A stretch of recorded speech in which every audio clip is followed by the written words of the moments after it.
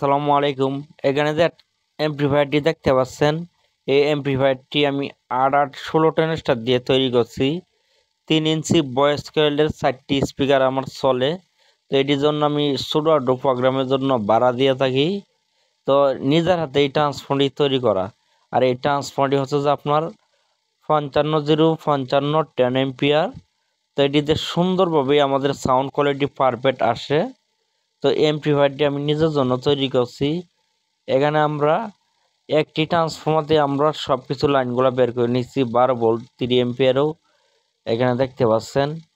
আর এই ট্রান্সফর্মারতে আপনার তার ব্যবহার করছি এসির জন্য 25 নাম্বার তার, 24 নাম্বার তার, আর সেকেন্ডারির জন্য আমি 22 নাম্বার তার দিয়ে আমি 55 0 55 ভোল্টেজ বার করছি। তাতে আমার এমপ্লিফায়ারটি সুন্দরভাবে সাউন্ড কোয়ালিটিতে। আবার এক্সট্রা 12 ভোল্ট ব্যবহার করছি আমরা এখানে লেভেল লাইট অথবা কুলিং ফ্যানের জন্য। আর এদিকে আমি 12 0 12 বার করছি চিকন তার দিয়ে, 27 নাম্বার তার দিয়ে এখানে চায়না বেস টোন সার্কিটের লাইন দেওয়ার জন্য। আর ক্যাপাসিটারগুলো ব্যবহার করছি আমি জাহাজি ক্যাপাসিটার 63 ভোল্ট 10,000 ইউএফ, 63 ভোল্ট 10,000 ইউএফের 4টি ক্যাপাসিটার ব্যবহার করছি। আর এখানে বেস টোন সার্কিটটি যেটি দেখতে পাচ্ছেন আপনারা 5 ভলিউমের ইকু সহকারে, এই সার্কিটটির মূল্য হচ্ছে আপনার 350 টাকা। এই বিষয়ে আমার চ্যানেলে ভিডিও দেওয়া আছে।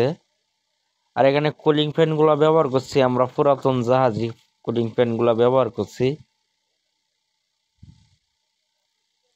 আর এই মূলত কারণ হলো যে এরকম ট্রান্সফর্মার যদি কারো প্রয়োজন হয়, এরকম ট্রান্সফর্মার কোরও আমাদের থেকে আছে, ট্রান্সফর্মার আছে, চাইলে নিতে পারবেন। একটি ট্রান্সফর্মার দিয়ে সব কিছু লাইনগুলো বের করা আছে।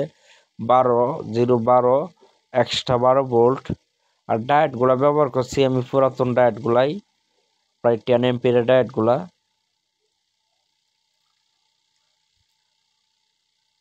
আর হিটসিনগুলো ব্যবহার করছি আমি পুরাতন হিটসিন। আর এই এমপ্লিফায়ারতে কোনো নয়েজ নাই, সাউন্ড কোয়ালিটি সুন্দর। শুধু বেস্টুন সার্কিটটা আমরা চাইনা অরিজিনাল বেস্টুন সার্কিটটি ব্যবহার করছি। আর ট্রান্সফর্মারটি প্রায় ওজন হচ্ছে প্রায় 3.5 কেজির মতন কেজি।